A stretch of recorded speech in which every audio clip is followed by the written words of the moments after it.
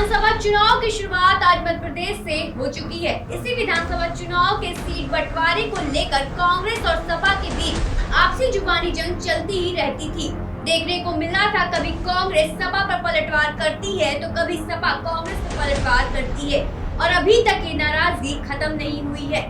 वहीं लोकसभा चुनाव नजदीक है और इससे अगर कांग्रेस और सपा ऐसे ही नाराजगी जाहिर करते रहेंगे तो इंडिया गठबंधन की मुश्किलें बढ़ सकती है, क्योंकि सपा की मजबूती उत्तर प्रदेश के कई सीटों पर ज्यादा है। अब देखना ये है क्या कांग्रेस सपा से नाराजगी खत्म कर देगी।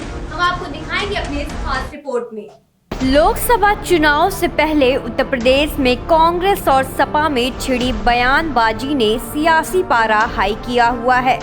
दोनों ही दल अकेले दम पर लोकसभा चुनाव लड़ने का दम भर रहे हैं। कांग्रेस प्रदेश अध्यक्ष अजय राय ने जहां सभी 80 सीटों पर तैयारी करने की बात कही तो वहीं सपा भी पीछे नहीं है। इन तमाम बातों के बीच एक सच्चाई ये भी है कि यूपी में सपा के बिना कांग्रेस के लिए अमेठी और रायबरेली की सीट निकालना भी मुश्किल है। सपा से बैर कांग्रेस के लिए भारी पड़ सकता है। मध्य प्रदेश विधानसभा चुनाव में कांग्रेस ने सपा के साथ गठबंधन नहीं किया, जिसके बाद से दोनों पार्टियों में दरार बढ़ गई है। सपा अध्यक्ष अखिलेश यादव ने खुलकर अपनी नाराजगी जाहिर करते हुए कांग्रेस को धोखेबाज बताया और सभी 80 सीटों पर कैंडिडेट उतारने का दावा कर दिया। सपा अध्यक्ष ने कहा कि जो व्यवहार उनके साथ मध्य प्रदेश में हुआ है वैसे ही यूपी में भी कांग्रेस को देखने को मिलेगा। अखिलेश यादव के इस ऐलान ने कांग्रेस के लिए खतरे की घंटी बजा दी है। सपा की नाराजगी यूपी में कांग्रेस के लिए मुश्किलें खड़ी कर सकती है। सपा के बिना अमेठी रायबरेली भी कांग्रेस के हाथ आना मुश्किल है। पिछले चुनाव के आंकड़े इस बात की गवाही दे रहे हैं।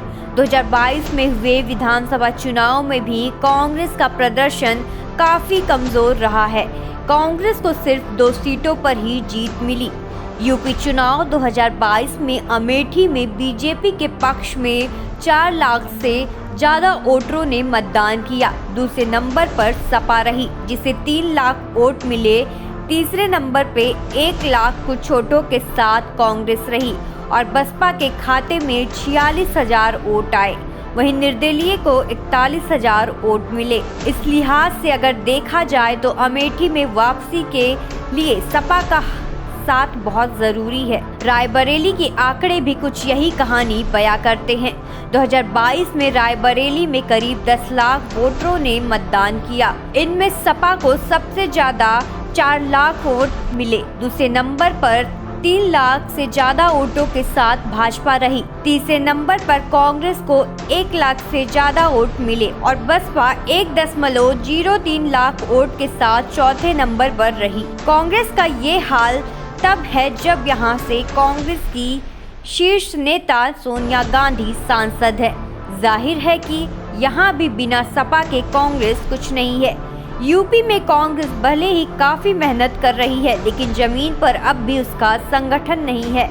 अजय राय थोड़ी बहुत बयानबाजी करके सुर्खियों में तो रह सकते हैं, लेकिन पार्टी को मजबूत करने के लिए अभी भी बहुत काम करना बाकी है। हालांकि कई राजनीतिक जानकार मानते हैं सपा कांग्रेस की ये जुबानी जंग 5 राज्यों में हो रहे विधानसभा चुनाव तक ही है। इसके बाद इंडिया गठबंधन फिर एकजुट हो जाएगा। बीजेपी का मुकाबला करने के लिए फिलहाल विपक्ष के पास और कोई फॉर्मूला भी नहीं है। खबरों से जुड़े रहने के लिए सब्सक्राइब करें हमारा चैनल इंडिया जंक्शन।